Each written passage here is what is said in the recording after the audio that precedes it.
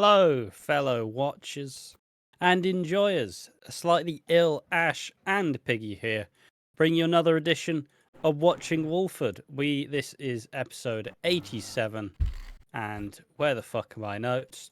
Today's episode's going to cover the biggest storylines and takeaways from week 31 of 2024, all the episodes from the 26th of August all the way to the 29th. The main stories are: the six struggle ahead of the trial, Ian is back, and the main... I missed out. George meets his long-lost brothers, and finally, the Walford crush. There's gonna be an interesting conversation about the Walford crush. I'll just give a teaser here. Fucking the soap fandom is like, I want something new. I fucking hate when we get all these fucking affair storylines. What about this Walford crush? Fucking shit, hated it. Why are they even trying something different? What do you want? I mean, it's the type of thing when you give people something that's new, they'll hate it because it's not in their fucking regulations. Does that make sense? It's not in. Hello, by the way. It's not in their fucking calendar. It's like if I hate this. Do you like it? No. It's like if I brought you to an ice cream shop and then you went, okay, do they have my normal chocolate ice cream? No, Ash, they have mint. And then you went, oh, mint. Oh, no. I want my chocolate ice cream. It's like, try the mint one. You might like it. I want my chocolate ice cream. It's like, you've been saying you wanted your mint, you wanted to try new flavors. So try it. And it's like, no, I want my chocolate one. I'm like, all right. Yeah, and also, obviously, we introduced Kojo Asare, who is George's brother, who does have autism and is played by a neurodivergent actor. And obviously, as someone with autism, it'll be an interesting, another little discussion point to see how people are perceiving Kojo, what they think about him, and how he's generally settled into the show, which I'll just spoil it already. Surprisingly well, honestly. I've not seen a lot of hate towards Kojo, which fucking shocked me because I was expecting him to have to get on the fucking autism horse, be like, oh, bloody hell, it's realistic, guys. You just don't understand. But no, it's actually been quite legit. It surprised me, honestly. Maybe I thought too little of the fandom. I mean, just before we delve into how we're doing, just quickly on Kojo, it's going to be hard to explain to people who are not really in the circle. Does that make sense? Because I mean, some people have never dealt with autism in any way before. Yeah, exactly. Like, so he can be loud and shouty, but it's not a type of thing where like a bloody fucking hate him. It's just kind of like, oh, I don't really understand it. Because I get that sometimes when I'm watching his scenes and he starts shouting. I'm like, oh no, this is what Ash feels like when I start shouting in his house. But yeah, we'll obviously talk about like how we're doing in shift first, and then obviously Kojo. We'll talk about the two big points like later on in the podcast. And if you're new to this, the first half an hour or so is us shooting the shit. The second half is just discussing the EastEnders. So if you like that and you want to be crushed by my wife, my big juicy ass, then join us for the first 30 minutes where we talk about our trip, Amazing Spider-Man, and how we're doing, I guess. So starting it off, usually this is Ash's way to go, how you doing, Piggy? I'm just going to start it off with how you doing, how you found the trip, and would you change anything? I mean, I'll already explain. I am slightly ill. You know, got a bit of mucus in my throat. Got a bit of a snotty nose. Absolutely pissing snot like there's no tomorrow. So hopefully I'll make it through the podcast unscathed. That is the dream. And yeah, obviously we went to London for a trip.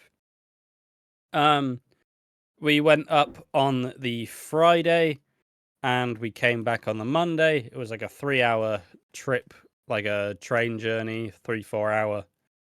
We stayed in a hotel in London, just out of London Euston, really. And we tried to go and see All In, which we did get there. and then fucked off because we don't like heights. And yeah, it was pretty good. It was a good trip. I enjoyed it. I probably never need to see London again. I'll be real with you. Like London's fine. I'm a small city kind of person. I'm a small town kind of person. But all in all, it was. I definitely tell that there's been a decent chunk of confidence boosted as a result of the trip. What about you, mate? Obviously, yeah, I was a bit annoyed that they couldn't sit down in the seats, but I understood why. You know, I'm not going to be like holding a fucking vendetta against them. Like, I bloody remember August 25th, 26th, 2024.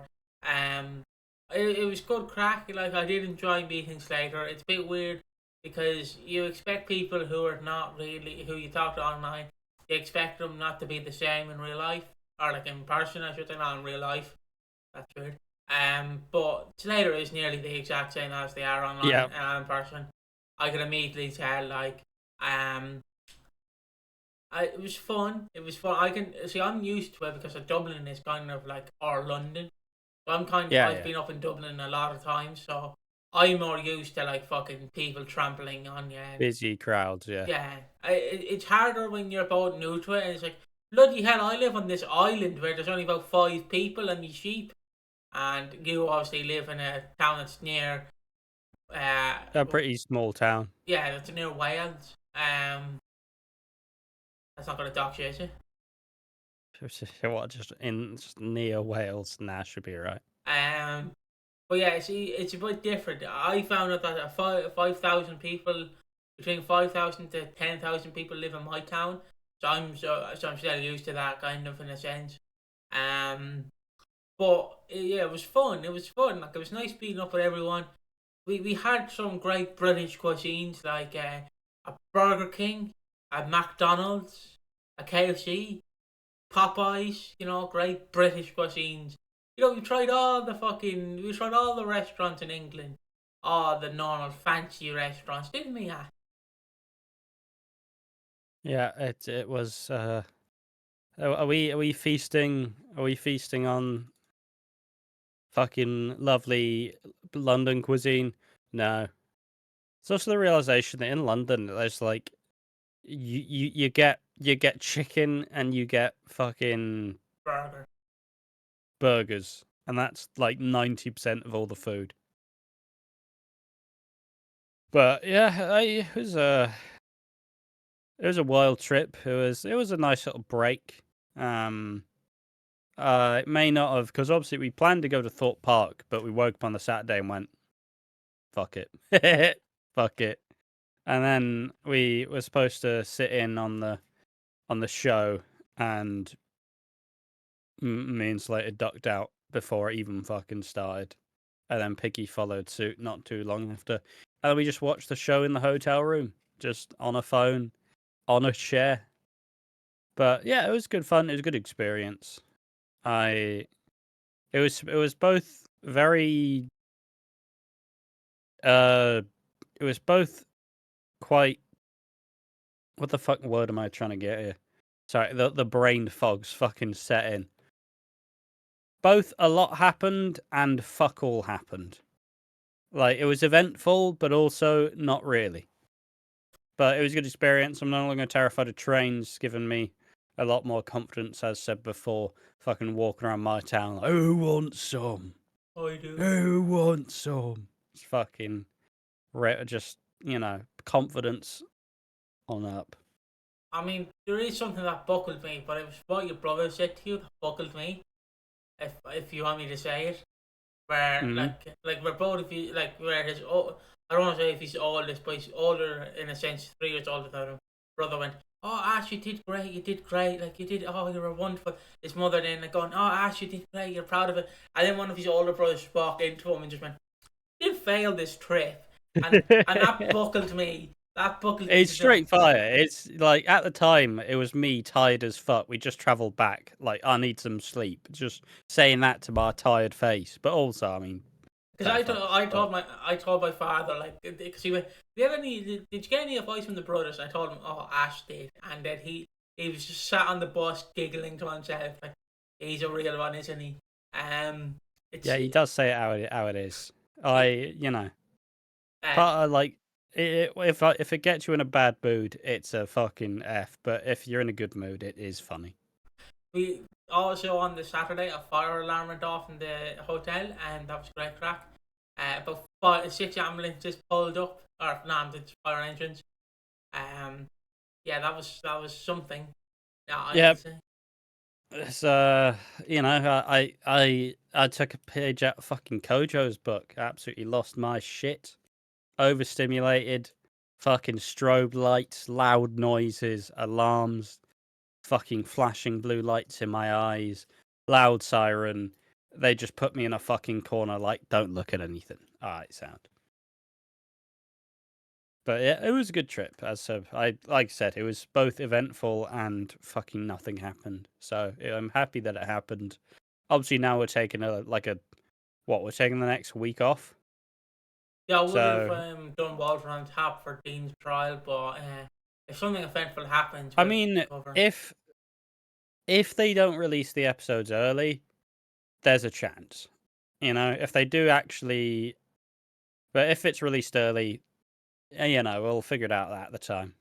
Yeah, obviously I'll message Ash, and I'll be like, Ash, so we're watching like daily, and then we'll see from there.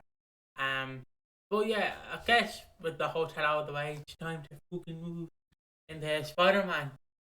The Amazing Spider-Man.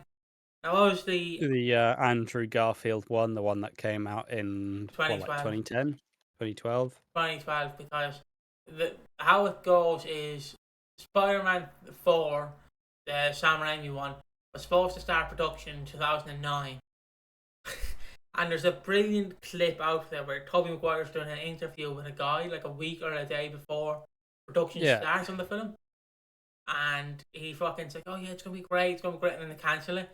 There's even a tweet by Sony that's like, yeah, Spider-Man 4 2011, woo. And then basically Sony were like fighting with Sam Raimi, and in the back of their mind, Sony were like, we want to reboot it. Sam Raimi was like, do you just want me to leave? And they went, yeah, all right, I'll leave. And then that's why they got Andrew Garfield in, and they took a lot of aspects from Spider-Man 4 and put it into the two Amazing Spider-Man films, because obviously they can. Well, who's going to object to that? Now, obviously, Ash has seen Amazing Spider-Man 1 and 2. I've only seen the one of the scenes from Amazing Spider-Man 2. That's all I've seen. I don't know how I feel about the Amazing Spider-Man movies yet. I've only seen one. I haven't seen two. It's I mean, because this one was obviously I watched the original trilogy a bunch, but I'd also watched these ones a bunch because it was a I don't know. I enjoyed the series. I enjoyed the Andrew Garfield version, a bit cooler. They kind of the way me and Jake were talking about it is how Andrew Garfield is a bit of a shit Peter Parker, but he's a really good Spider-Man. yeah. And when you have Tobey Maguire being a really good Peter Parker, but still really too awkward to actually be Spider-Man. It's Um, it's what and people. it's it's a weird way how they wanted to rehash the first trilogy, but they also that you know when you like copied someone's homework and then you're like, oh yeah, I'll just change the words. Like obviously they do the fucking with great power comes great responsibility, iconic line you don't need to change, but they just make it really stupid and waffled. Well, when you have power, you need responsibilities. It's like, so what? What the fuck are you saying now?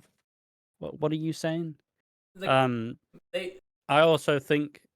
Oh no, sorry, Karen. apparently there's a lot of things you can just find online of what they wanted to do. But the problem is Sony wanted a Spider-Man film. They own the rights. They own the movie rights to Spider-Man. They wanted a Spider-Man film. The problem they run into is the problem is it's like a kid who's like, okay, it's Christmas is coming up shortly. What do you want off Santa? So like, I want a PS5. And then you come up to them 10 days later. What do you want? Actually want an Xbox. And then you come up to them 5 days later. It's like, what do you want? A Scooby Doo Stretch Armstrong. So it's like they're constantly changing ideas and fucking around with the thing. That's why Madam Web failed, because Sony put their fingers in the pie and went, we want this, that, and this. That's why Morbius also failed big time. And Venom has succeeded in some sense, but not the sense that you're thinking of. And that's the problem with the Amazing Spider-Man is there's a lot of ideas that are great. Like I think he's a great Spider-Man. Peter Parker, he's like if you basically mixed Tobey Maguire's Peter Parker with Andrew Garfield's Spider-Man, you would have had the perfect Spider-Man together. I also there's a distinct difference where this Peter Parker fucks. He fucks a lot. Absolutely gorgeous, man. And I watching this one, I much prefer Gwen Stacy than MJ. Like just wholeheartedly, it's way much better. And the you can actually tell that they built up like a proper like genuine relationship, and they both actually want the other to do well, rather than they kind of like each other and they're still seeing each other, but they're both at different stages. Yeah, I think Sam Raimi's like flaws for the Sam Raimi trilogy is the fact that MJ's such a Marty bitch in that trilogy. I mean, I don't really think so. I don't think she's the problem. MJ's not the fucking problem. Fucking in the first two movies, Peter's a fucking prick. He's an absolute fucking weird, awkward prick. In the third one, she does kind of fucking get a bit mardy, but he's also become like part fucking Venom, so he's also just being a prick. Like, I don't know why people hate fucking MJ for no reason. Like, look, she's been getting dicked around for fucking 2 movies. Oh, do you like me, Peter? No. Well, fucking, tell me, look in my eyes and tell me. No. It's like, fuck. Can you just fucking tell me what you think for once, please? Like, fuck up. Was she not a Mardy bitch? Gets a bit angry in the third one, but I'd fucking get angry if I was fucking with Tobey Maguire. Fucking Peter Parker. Fuck that guy. But obviously, now take this with a grain of salt, right? Take this with a grain of salt. But apparently, one of the early ideas for Peter Parker, this upset a lot of people when this leaked or was found. Apparently, Andrew Garfield's Peter Parker was either supposed to be gay or bisexual. And a lot of people were like, bloody hell, woke agenda. Because, like, obviously it was... But even Spider-Man, who cares who he pumps? Like, and obviously my response is, Stan Lee clearly said, Spider-Man can be whoever you envision him to be. So, like, Stan Lee's not sitting there in the producer room like he doesn't give a shit. He's getting paid bank. And that's apparently one of the early ideas they had. Yeah, this Peter Parker is something I just find it very depressing. It's like the film I'm watching, it's just like they're being punched constantly. It's just like, oh, Peter's happy. No, he's not. Oh, he's happy again. That's. I mean, I think it's just a nice little journey. It's a nice little journey. He's like this Peter Parker's dangerous. Like you'll get tangled with him. He'll fuck you up. Right? You're not making it out like proper. There's always a risk. But yeah, I just fucking people being like, fucking Mary Jane's a little bitch. Fuck off. Peter's a knobhead in the first trilogy at all times, and he doesn't fucking learn. Yeah, you'll be there, won't you, Peter? Yeah, fucking just do this one thing for me. Yeah, I'll be there. Fucking prick. Love him, still love him, but also fuck that prick. I still don't like the web shoot. I prefer the organic web. That's my one. I don't mind it. I don't mind it either way. I just realised though, with the organic web, surely it's easier then to break like Spider-Man's wrist. Because he is putting all the power into his wrist, like when he's swinging. So surely, like, if the Green Goblin's fighting him, he can just grab his wrist and twist it. And fucking snap it in half, like. Grab his dick and twist it. Oh, Twist his dick. you know what I mean? Like, Oh my god, dude! What the hell? Twist his dick. The old wrist twist. Oh yeah, that's a rein it back. Yeah, no, but like I said, I kind of adore this fucking. I kind of adore this little. I like the Amazing Spider-Man movies. I thought they were underrated at the time. I think that if the original trilogy didn't exist, these would have done so much better. But it did exist, and it's fucking like, you know, it's just a hard one, isn't it? I'm just excited for when we get to the Tom Holland trilogy, and it's just going to be us being like, oh no, Tony Stark, oh no, Tony, what are you doing here? Yeah, and I'll be me like, fuck off, Tony, fuck off. No, Don't want you here, Tony. Fuck off. Tony, get out of here. Apparently, Spider-Man 4 might be set on Battleworld, so it might be another multiverse film. Fuck off. Can we just not do this, please? Can we stop fucking spinning the same fucking web? But yeah, apparently, yeah, and one of the early suggestions, Secret Wars, is that Venom is going to inject himself onto Andrew Garfield's Peter Parker or Spider-Man, Peter 3. So, but that's this topic, I think, for Spider-Man. Just very quickly, we have 5 minutes left. I thought it was going to be a bit longer, but we have 5 minutes left. Any plans for the future you have, or any thoughts? So for plans for the future or thoughts? Fucking bit of a bold, broad fucking topic. Good lord.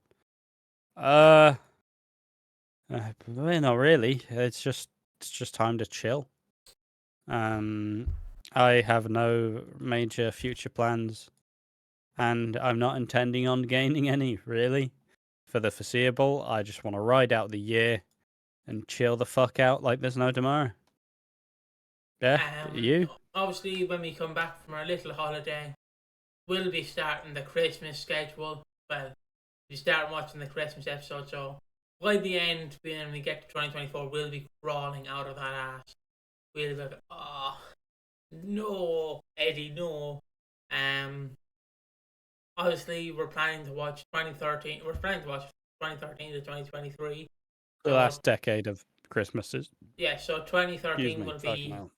recorded in 2016, 2019, and 2023. I plan to do the same next year with 2024. I plan to record it a year. Well, how can I describe it? Like, we've obviously watched it in Christmas 2024, but we rewatch it in Christmas 2025 to see, oh, is it actually good? Does it actually hold up a year later without all the fucking nostalgia hitting in? I think next year, even though I don't know why I'm talking about next year is probably going to be 2002 to 2012, if I had to guess. Yeah. But yeah, Christmas content will be filmed shortly. So I will say, just as a reminder, annoyingly, September is a fucking busy month in soap. So, like, obviously, this next week we have the Dean trial, which is going to be pretty fucking big. And like I said, if it's actually important, we will cover it. Like, if they don't release the episodes early, we will be covering it. Because that means some big shit's happening. And also, Hollyoaks is transitioning to its like year time jump fairly soon. So I think, I think it's this week. Obviously, when this comes out, it's the last 5-episode week, and then the next week is like a 6-episode week, and then it transitions over to 3. Coronation Street's having its big the big bad Joel is gonna get taken down. I'm just like, lads, I need a break. I've just come back from a fucking trip. Fuck off. But like, it's like last week when we were time off last week. Suddenly, my favorite Hollyoaks storyline had the payoff. So it's like, oh fucking, I guess I'm gonna cover all this then. Fuck's sake. But But it's good fun. It's good fun to be a soap fan currently, and yeah, who the fuck knows when we'll actually get that break properly when the fucking time quiets down. I mean, yeah, I think that, like, obviously, if we're a bit more like, oh, Jesus Christ, just know we are recording some Christmas stuff. Obviously, some of it will be recorded in person, some of it won't. Ash will have notes and shit, so it should be exciting. Yeah, it's going Obviously, to be a different spin as well. We're not just going to fucking. Obviously, I think we'll still do the reactions to some of the episodes. I'll get those done. And we're also gonna try like do some with the ranking the previous 10 Christmases. We're probably gonna try do it a bit more of like a structured approach rather than just off the cuff. And obviously I'm still I haven't touched the videos in a while, but I'm still writing the videos. Like there's a Hollyoaks video that will come out, will be finished relatively soon, but I'm just waiting for Hollyoaks to clear up some of the fucking who is leaving. And there's the abandoned or scrap storylines video, which is in the very early stages, but also is going to come out at some point. yeah, obviously, I do like every year I want to keep Christmas reactions so you can see kind of our time jumps of how we see different Christmases. Obviously a hint for the music video is think back to Keanu's death. That's all I'll say. Think back to his death. Well, that's really ambiguous. I wonder if anybody will be able to figure out that fucking niche, very complex clue. Yeah. There's your hint. There's your hint. You're probably gonna get it now. Some fucker's gonna comment it. But who gives a shit? Ask in post production is gonna be like, mute that. But yeah, Guys, someone shit themselves. It wasn't me, but I do need to change my trousers. There we are. That's that fucking hint. Somebody shit themselves. It wasn't me. It wasn't, I swear. I just pissed myself once and kids made fun of me. You were? In school, my willy is a bit has a mind of its own, and I pissed on my trousers. The kids made fun of me. Yeah, not fun. Not fun when I thought that was going to be something else to the story, I'll be real with Yeah, you. I was like, all right, where's this? This is a nice build. It's a funny story. He pissed himself. What happened next? What's the fun? No, you just pissed yourself. Sound. and kids made. I was 12. I did also shit myself when I was 12. So I have not shit myself in 2 years. days. A year's a long time in my world. But yeah, I think it's time we start with the EastEnders. I will cut to Ash, and if he has a snotty nose, I'll quickly cut to me, so you don't have to see him just. It's all right. Nothing's happened so far. Do I sound more ill than usual? In my brain, I'm a bit more nasally. No, not really. No, So I was gonna make a vaccination joke where it's like, oh wow, you and Slater are both ill. I've got my bloody 5G vaccine. I'm fucking flying. Yeah, alright. Usually I don't really get sick. I've taken all the boosters and shit. I've not gotten sick in years. I just when they say take your vaccine, they fucking mean it. I'm not. I mean, unsurprisingly, when you don't leave the house, you don't really get ill. Yeah. I don't think it's the vaccine doing its fucking job. I don't know. It's you not leaving the fucking house. I know. But nor am I either. But I'm just gonna say it's the vaccine, so I can obsess with anti-vaxxers in the comments. But yeah, also yeah. No, never mind. That was political. Never mind. fucking it. He's not mentioned Trump yet. That is on the bingo card. There's always a chance Piggy mentions Trump despite not actually being well informed about anything in US politics. So we have some sub stories. We have a tiny bit oh fucking hell. We have a tiny bit on Reese. And then we obviously have the 6 kind of reel ahead of the trial. Ian's back. That's also a very small story. George meets his long lost brothers, and finally, the Walford crush. So let's get in to this week's EastEnders. Let's talk about the Reese stuff, though. Reese is all alone and has very few allies. Everyone is tolerating him as he spends his time held up in Sonia's house. Martin finds himself looking through Reese's work files, and he somehow talks him round. Martin opens up about Jamie over killing him and how Sonia forgave him and trusted him again after everything. Excuse me. They both agree that they want the best for Sonia, and now they agree that they're on the same side. Reese, though, then takes the spare key off Martin. Fucking dickhead. Oh, fuck Reese, man. Oh, well, I don't really like people coming to my house. Fucking, it's not your house. And Reese isolates himself by bolting the doors. So yeah, Reese is just. I mean, I'd imagine that Reese will just generally cycle. Like, obviously, he's done the worst thing he could have done. He has murdered his wife and let his current fiance go through all the pain of all his actions. I do think Reese will go a bit fucking mental. What do you reckon? I do reckon that Reese will go a bit mental. Oh, excuse me. I don't think he'll go a bit mental. I would love for him to lock himself in the house. You know Boo from To Kill a Mockingbird? No. Boo from To Kill a Mockingbird was basically this scary man who lived in a house, but it was boarded up and shit. And he would never come out of the house. He'd just stay in the house. Don't know how he got his groceries or shit, but he just stayed in the house. And he'd never leave it. And until the end of the film, he comes out of the house at the end of the film, stands in the corner and confronts one of the kids.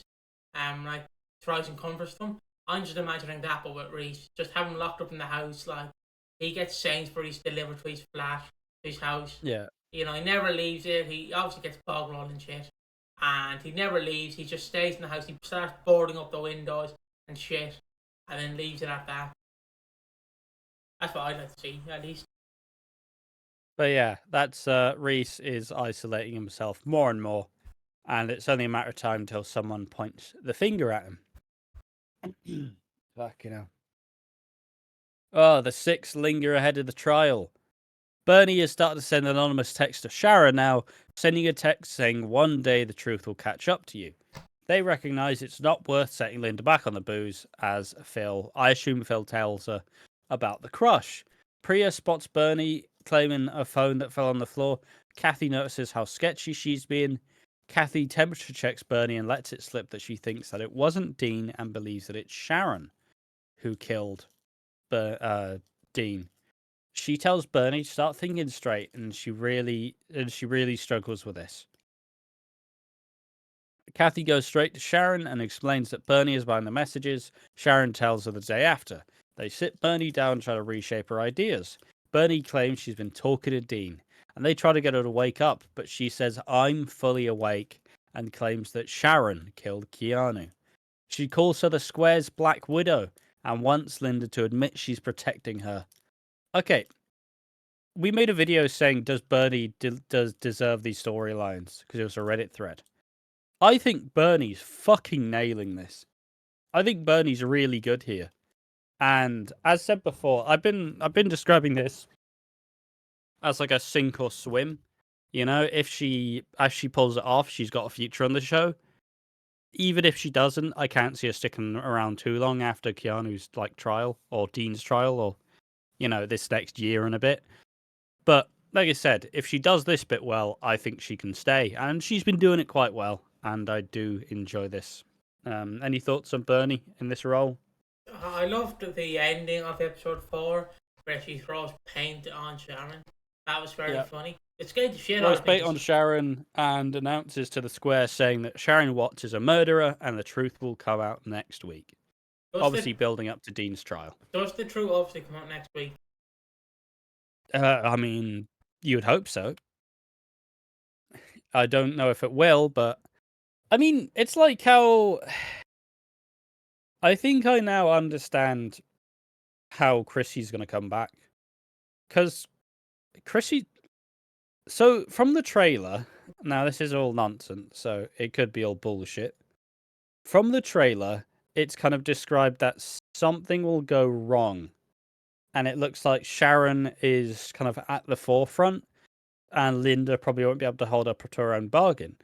So, is there a world where Sharon gets arrested for Keanu's murder, and in prison, her cellmate is Chrissy Watts, the man who, or the woman who killed her dad? I think that'd be more likely. In the interview she's done, she said, "Yeah, most of my scenes don't really take place on set." So I think there's a genuine chance that Chrissy is Sharon's cellmate, because I now am starting to believe that Sharon will be locked up, as as I think Dean. I think there's a chance Dean gets off scot-free again. But that's where I'm at. People think that Chrissy might be related to Teddy in some way, but I think that's probably... I don't know, I felt like it's been in front of us the whole time, and we've just not really realised it. I could be wrong, could be completely talking bollocks, but I think that's how they're going to incorporate Chrissy. Who do you think is the person, not Dean Wicks, Dean Gatton, no, not Dean Gatton, fuck whatever his name is, that Dean Wicks has been talking about, saying that there's going to be a big surprise in the coming week? I mean, I don't know. You think it's Chrissy Did we do a whole video talking about it? We did, but I've just thought, because we're kind of near the point where it's happening. So, do you still think it's Chrissy Watts, or do we think it's someone else? I mean, unless he's not been reading the fucking news. Like,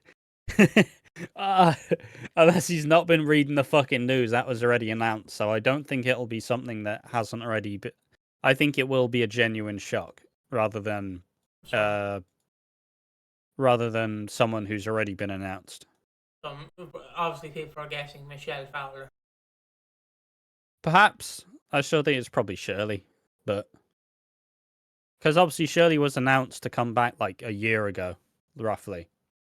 I think it was October last year where they confirmed that Shirley was going to return at some point. Now, most people think that she's gone for good. I personally disagree. But it'll be interesting to see how it shapes up around Dean's trial. Yeah, I'm excited for Dean's trial. It's one of the pieces I'm looking forward to. I do think like Sharon or Linda will go down for the murder. Or Linda tries to go down, but then they find evidence that it was self-defense. Because there's no way they're sending her to actual prison. Yeah, I don't think I'll be in prison for long. That's why in the prison cell, my hero starts playing, and he runs in to save them. Mick Carter then gets shot. He runs in, saves them, gets shot. There's my prediction. But yeah, Chrissy Watts might be back next week or the week after. Woo. But yeah, a very interesting one. I have enjoyed this week, and I do genuinely enjoy fucking... Like I said, I like what Bernie's done, and I look forward to seeing how the trial plays out. Alright, George meets his long-lost brothers. George is limboing and partying. They're doing this like Caribbean carnival party. Junior makes a joke saying, "I thought we were Ghanaian now, like from Ghana, because that's where his heritage actually is." George feels a bit put out from the joke, and he wants an apology. George got a call from Angela, the friend of his mum's, and he later explains to Elaine that his brothers are in town from Ghana. He's quite apprehensive and feels like he isn't ready to meet them yet. He's terrified because he might have to tell them that he saw their dad get murdered and couldn't stop it. Gina and Anna wonder why George is keeping his brothers away, and Patrick wins the Domino's competition, and they all toast a great day, and Elaine tells him to ring Angela back. She explains how the brothers know everything and still want to meet him. Angela brings Kobina and Kojo into the Vic. They explain how it's their first time in London. Kobina's a nurse, and they explain that Kojo is autistic, so he's obviously quite resistant to this new people. George opens up saying he witnessed the murder and didn't stop it. They struggle to deal with this revelation as George goes to investigate the crush. Finds Junior and worries about him, and Junior didn't realise he cared. Junior plays back for George, and his actions allow him one more chance with his brothers. And we see that Kobina is the older brother who protects Kojo. They're both devastated about the revelation about George seeing their dad die, and Kobina needs to know what happened when George saw this take place. George gives a really vivid depiction of seeing Henry Asare die. He mentions how he lied to himself, hoping Eddie wasn't the murderer, and that the guy would have just gotten up and walked away. It's a very vulnerable scene for George, and he gets angry when he feels like he's getting blamed for their dad's death. George explains how he will never forgive himself, as Kobina chimes in saying, "That makes 3 of us." Elaine comes to support George, and they plan on looking forward to the future and not back, and to be happy with the family they have. He freaks out though when he spots Ollie ruining the tape that his mum made for him with the lullaby, and he yells at Ollie. Elaine yells at George. Junior asks George how he's doing, and George feels like a failure. They reach the common ground, and he supports his dad by explaining how he's doing better and gradually making up with everyone.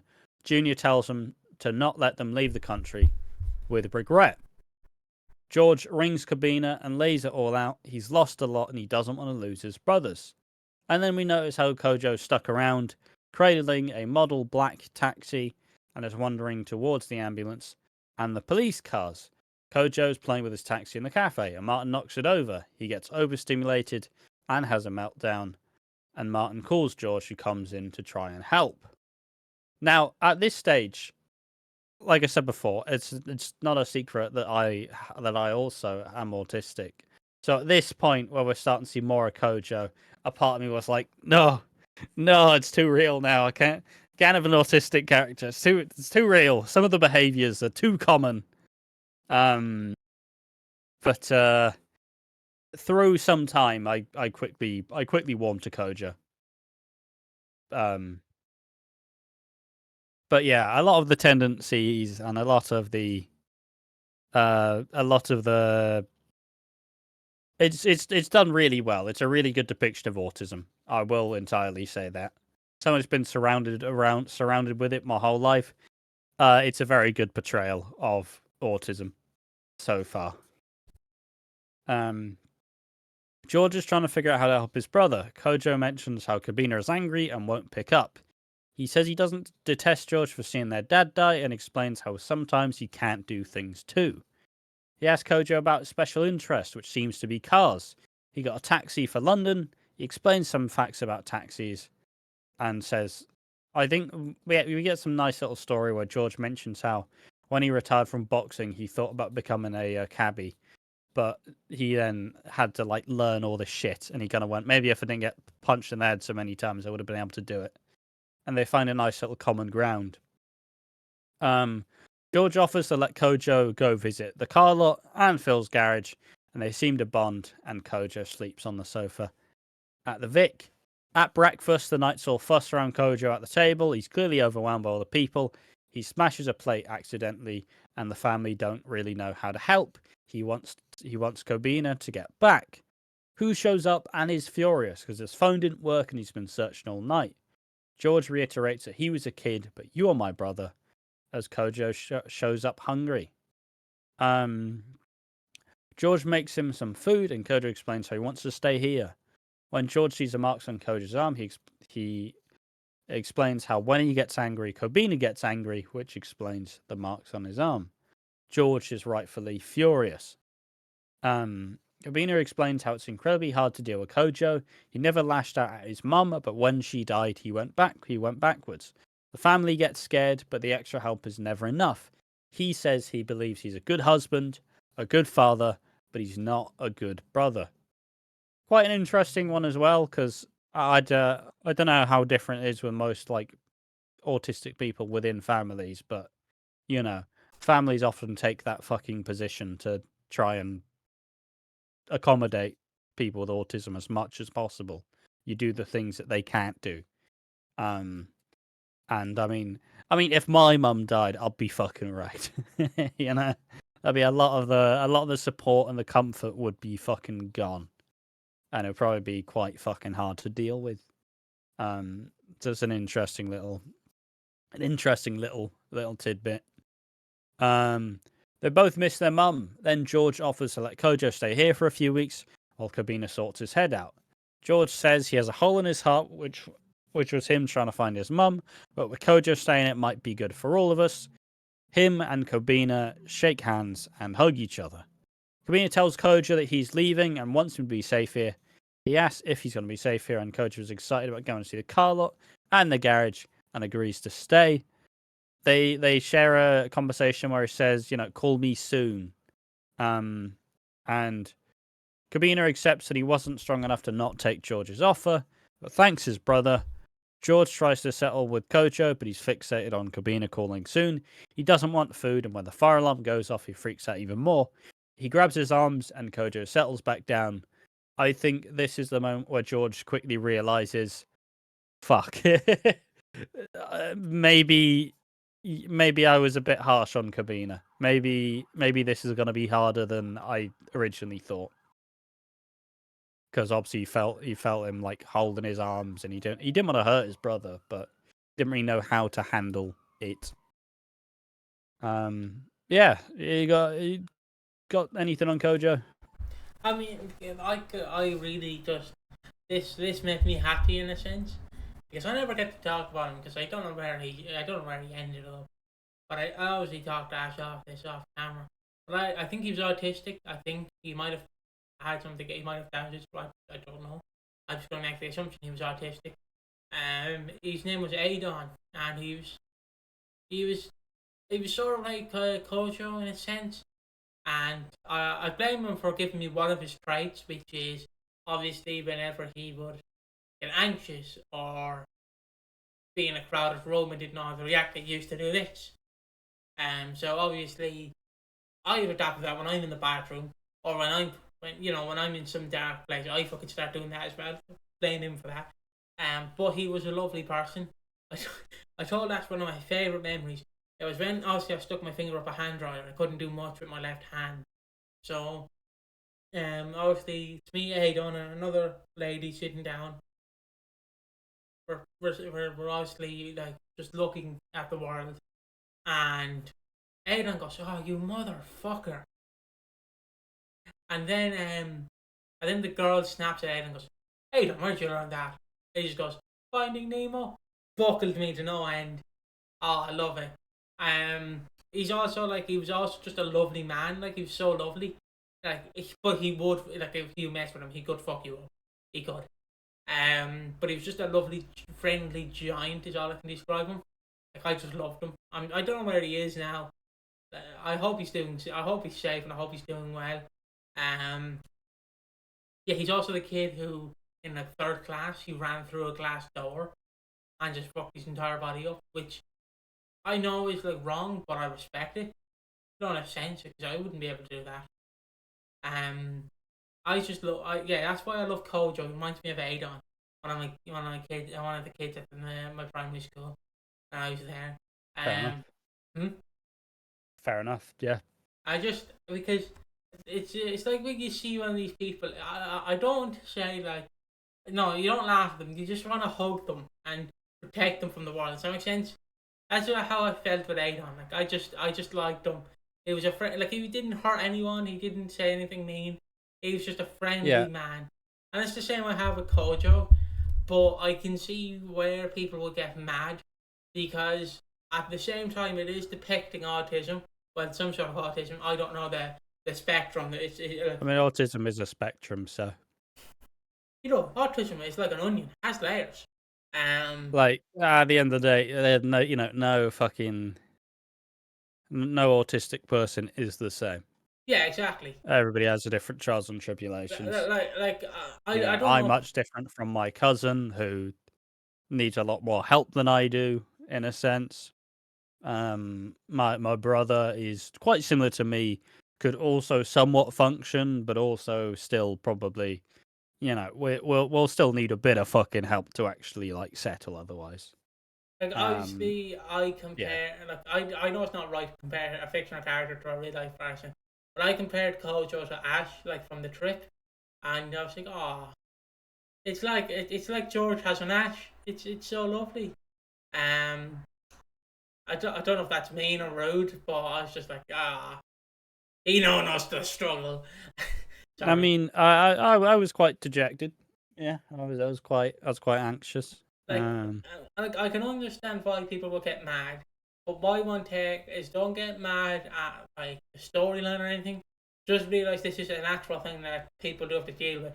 Like obviously one of my favorite Down syndrome people, Jacko.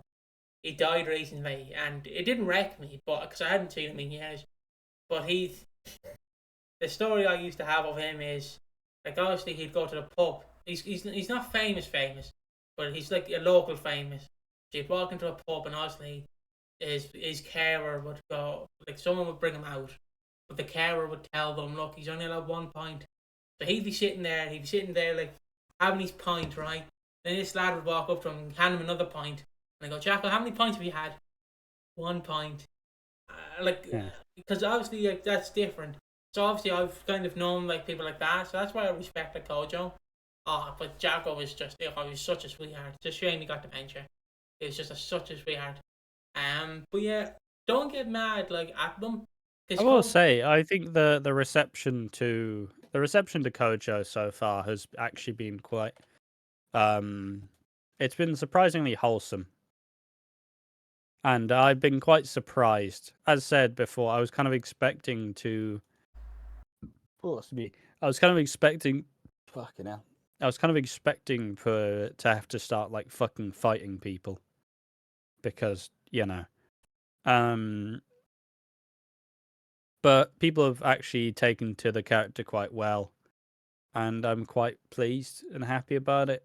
Like I said, some people are tired of fucking George and his storylines currently, but yeah, the people like to complain about literally anything. I mean, fair enough, because he is essentially the modern day Mick Carter, where he just get a bit too much storylines.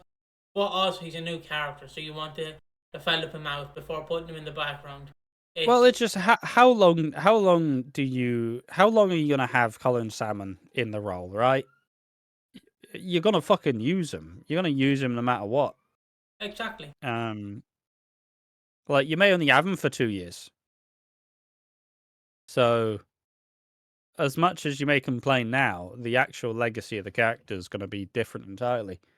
Like, yeah, sure, you can get a bit downtrodden, but like, I just think people like to complain. I personally think George's storylines have all been fucking fantastic this year, and I think he's. Do you reckon he'd go up for like best actor or best newcomer? Because there was a lot of really good stuff this year.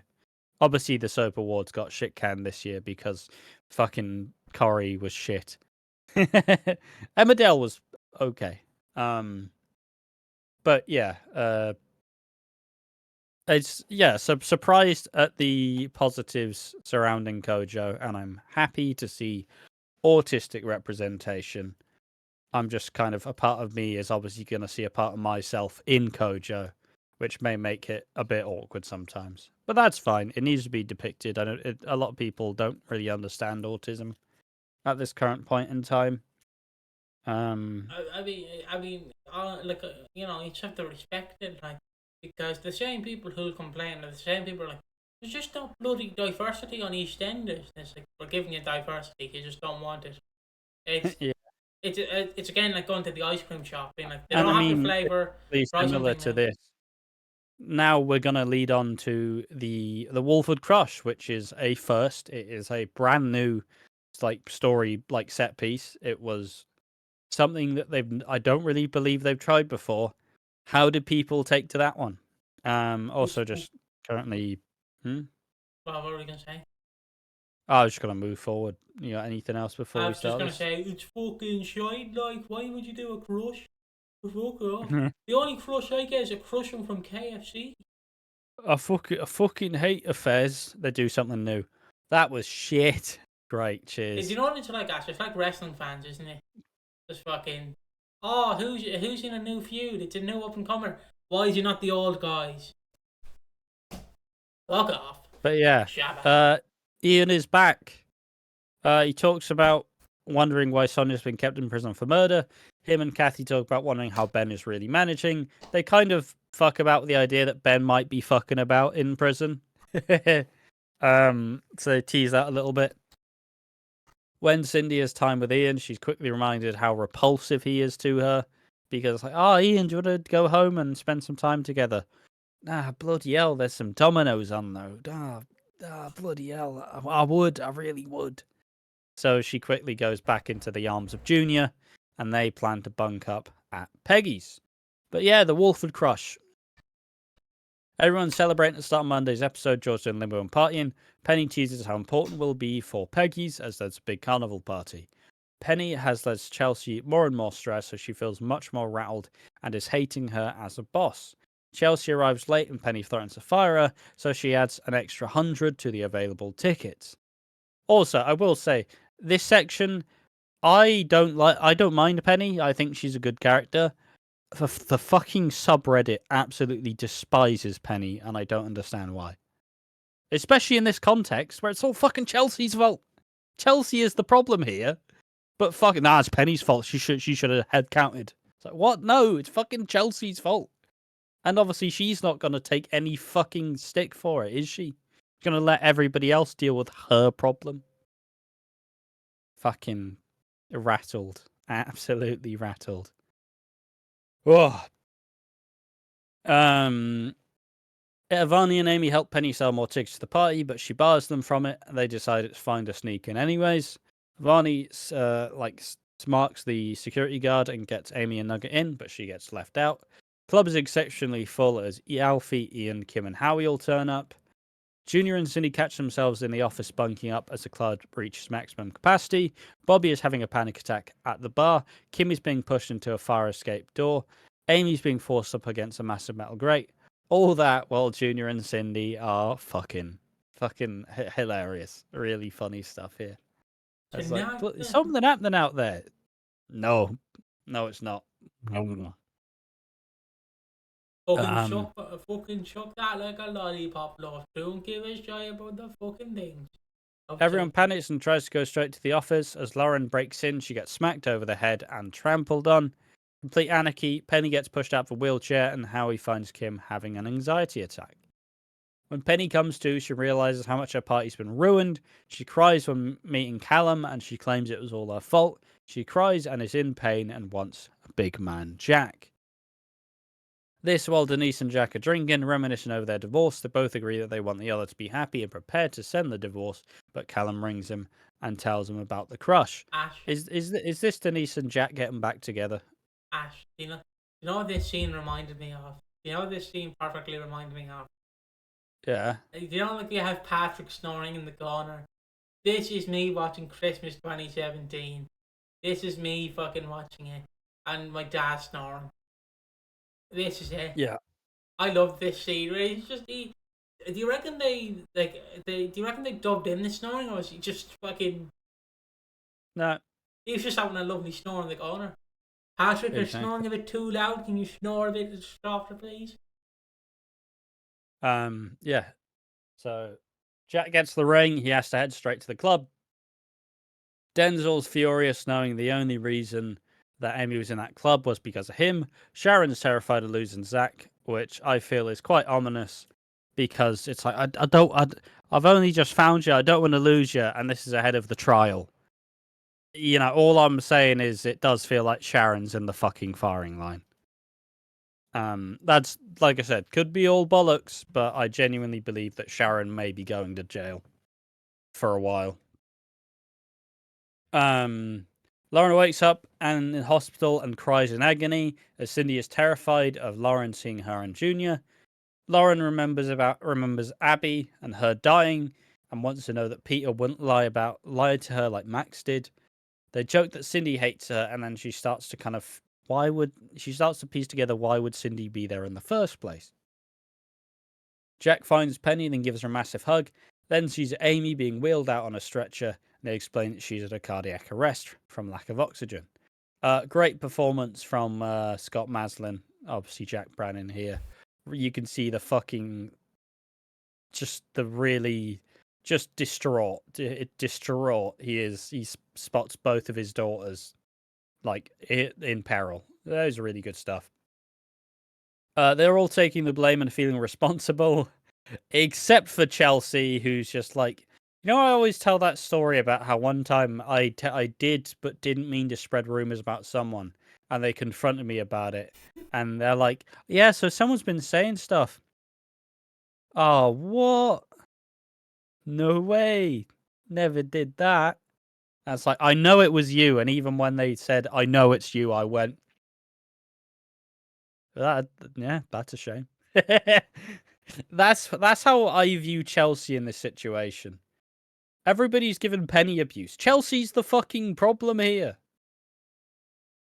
Chelsea is the problem. Yes. It's not Penny's fault that she didn't check people in the fucking door. It's not fucking. It's not the security guard's fault for letting people in because he was overwhelmed. It's Chelsea's fault because she sold too many fucking tickets and intentionally sabotaged the night and put her half sister and I don't know if stepsister, put her stepsister in fucking trouble. Like, I obviously people like Chelsea more than they like Penny, but it's quite impressive the amount of lengths you will go to the lengths that people will go to talk shit about characters they don't like. Because it's fucking ain't Penny the bitch, it's all her fault. Fucking not though, is it? It's just for sure. I just loved this kind of scene because obviously Chelsea's just cowering in the corner. Like it is funny to me. Like everyone just being crushed on Chelsea. I'm like, bloody shame that, isn't it? Bloody shame. but like, yeah, everyone is fucking. Fucking hell. But yeah, it's fucking few minute Penny, and not few minute Penny, few minute Chelsea. Like, yeah, sure, she probably shouldn't have allowed more people in, but also, she didn't fucking sell too many tickets. If the amount of tickets that she wanted to get sold got sold, it would have been fine. But she added an extra 100 more people. Fucking. But yeah, people will make a lot of illusions for people they like. Well, like me with Elaine. You can't talk shit about Elaine. She's my favourite character. It's funny how the fandom works in ways because it's blissful ignorance if you look at it that way. Because it's like Penny could literally sit there in her wheelchair, just look at the ceiling, and Chelsea could come along and stab Jack, and then people would still be like, "Bloody Penny, what are you doing, Penny?" And it's like, she did nothing. I mean, I think it's the famous thing where it's like that fucking bitch eating crackers, where it's something so fucking nothing, but like because you hate them so much, like, yeah, she's eating fucking crackers, bitch. Like it's that fucking phenomena where no matter what they do, you'll be angry anyways because you just don't like them. Fucking great one. But yeah, Chelsea takes no fucking. Business. She takes absolutely no responsibility for her actions. Penny is going through the ringer trying to explain away the actions. Jack feels hopeless and is worried that there's a genuine chance Amy doesn't make it out of this alive. Amy had a fractured pelvis and a cardiac arrest from lack of oxygen. She is fine, but will need a lot of help with the recovery. I feel like I'm going to sneeze. Fuck, I'll just keep going fucking out. Denise notices how Chelsea stormed off and she is about to open up, saying it was all my fault, but she still doesn't fucking do it fully because she's a fucking cow. She continues to hold the pretense that she was not involved. Priya gets a trial shift at Cat's Cabs. She nearly gets the job, but she has to walk out when she learns that Nugget was involved. I was looking forward to the Cat and the Cat and Priya dynamic. I think that's money. I think you need more excuses to allow Priya to snark people because she's really fucking good at it. So please give us more Cat and Priya, please. Priya gets a trial shift at Walford East. She nails it. Ravi nearly kicks off, but she asks for a chance to prove herself. Penny apologizes to Chelsea, but before Chelsea opens up, Penny gets arrested, and it seems like Chelsea will let her take the fall. Jack keeps giving Penny the cold shoulder, and he says main priorities are Lauren and Amy, as they could have died. Phil is fuming at Penny, and Peggy's staff are all out of pocket. Penny asks Chelsea for the help. She knows she did not oversell those tickets. Once again, Chelsea has the opportunity to admit her wrongdoing, but she chooses to stay silent. Jack tells Denzel to fuck off, and Penny heads through to Jack and wants him to believe that she's been wronged in this one. When she asks for his support, he tells her that you always let me down, and if there's a choice, I'm picking every single time. Which is not what you want to hear from your parent. Definitely not what you want to hear. And Penny's right. It's not our fault. But yeah, there we are. That's the week of EastEnders. I'm still fucking dying. But I'm still giving it 110%, baby. Yeah, what do you think of the week of EastEnders? Oh mate, I enjoyed it.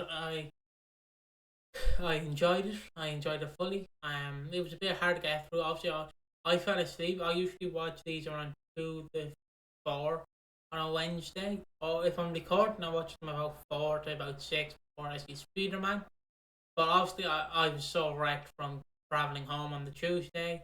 Also, side note, I got so pissed at the airport because there was obviously, like, I was sitting by myself and there was a family behind me. So, like, I understand he's a little child, so he got excited. But so, like, obviously, you look out of the airport, you see airplanes. So I'd be sitting there eating my KFC, and then every 5 minutes an airplane would go by, and the kids would be, aeroplane, aeroplane, aeroplane, aeroplane, aeroplane, aeroplane. And I'm like, Jesus fucking Christ. I felt like Kojo was beside me, like, Jesus Christ. Just screaming aeroplane. I was like, oh, bloody hell. You know that Elmo meme where he's just staring blank into the camera? That was just me. Yeah. But I enjoyed this week of EastEnders. I watched the first episode at 5, and then I gave up and watched the other two at half 12 at night. So I didn't have to watch 3 in the morning. Obviously got up and watched the other one this morning, but on Thursday morning. But yeah, it was a very good week of EastEnders. Piggy always does have the option to watch it before, but we'll always choose the path of most resistance to get it fucking watched. But he does it anyways. So I offered to watch it with him on the Monday and Tuesday, but he said no. So yeah, because I was like, I need you to leave. I need my break to start now. I'm fucking wrecked.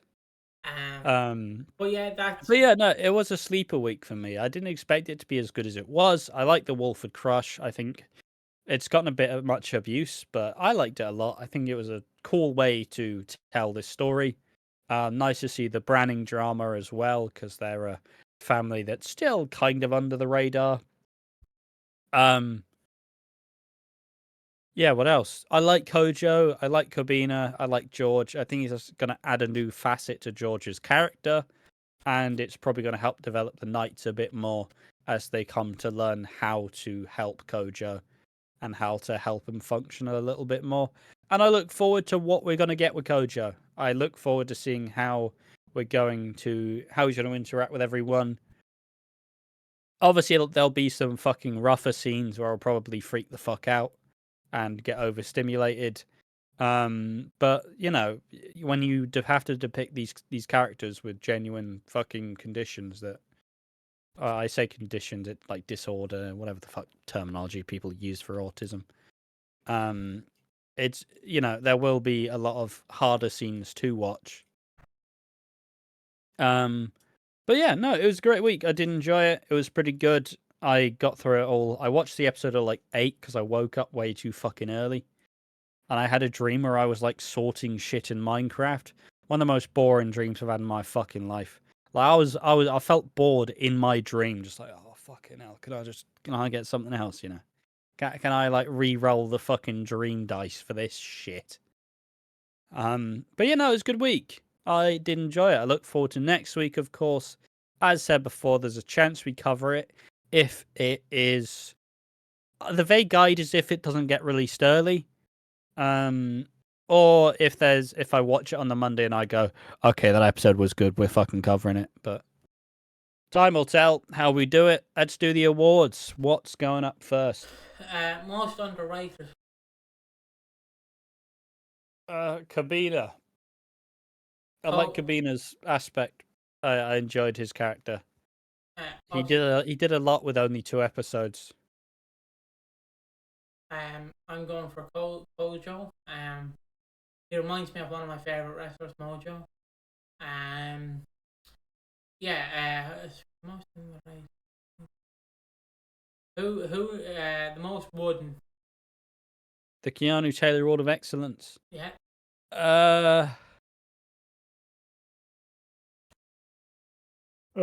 Me watching Kojo. No, it's happening. It's happening. Oh god.